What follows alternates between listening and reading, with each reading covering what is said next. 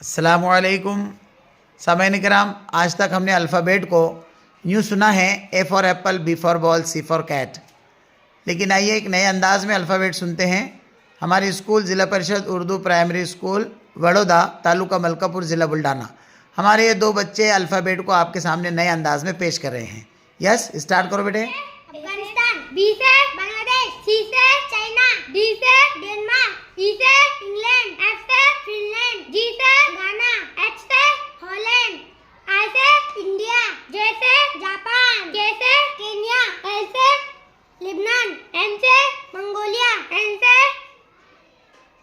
नेपाल, ओ से Oman, P से Pakistan, Q से कतर, आर से रशिया, एस से स्कॉटलैंड, टी से टर्की, यू से युगांडा, वी से वियतनाम, डब्ल्यू से वेस्ट इंडीज, एक्स से नो कंट्री, वाई से येमेन, जेड से जिम्बाब्वे। वेरी गुड, बहुत अच्छे।